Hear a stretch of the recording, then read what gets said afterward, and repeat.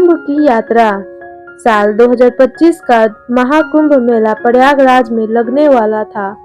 यह अवसर 12 वर्षों में एक बार आता है और करोड़ों श्रद्धालु इस महासंगम में भाग लेने के लिए आतुर रहते हैं। यात्रा की तैयारी अजय और उसके पिता रामनारायण जी, जो बनारस में रहते हैं, इस बार महाकुंभ में जाने का निश्चय कर चुके थे।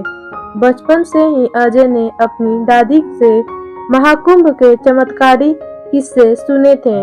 वे बताते थे कि यह स्नान करने से सारे पाप धुल जाते हैं और मोक्ष की प्राप्ति होती है।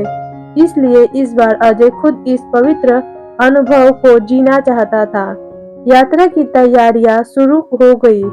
उन्होंने ट्रेन की टिकट बुक करवाई, जरूरी सामान पैक किया और एक छोटे से थैले में पूजा सामग्री रखी।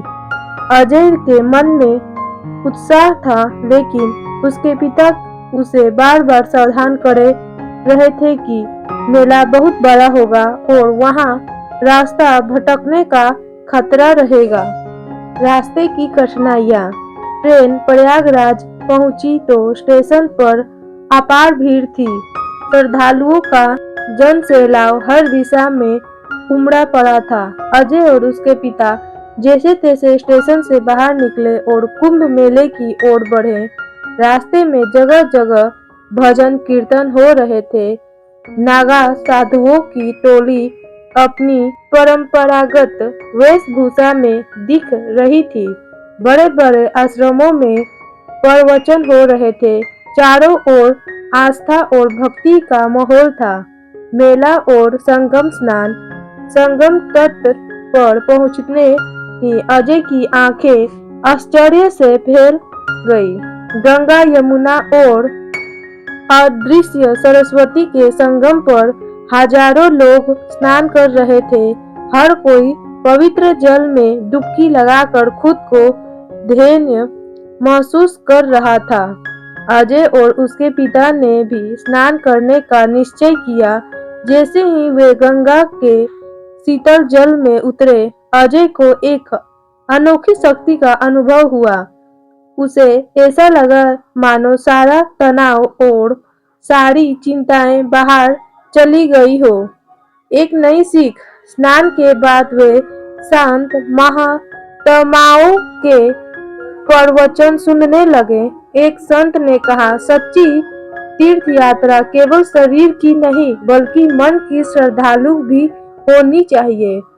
तब हमारा मन बुरे विचारों से मुक्त नहीं होता, तब तक किसी भी तीर्थ का महत्व अधूरी रहेगा।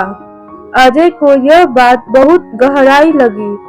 उसके मन ही मन संकल्प लिया कि अब वह केवल धार्मिक अनुष्ठानों में ही नहीं बल्कि अपने कर्मों से ही सच्ची भक्ति करेगा।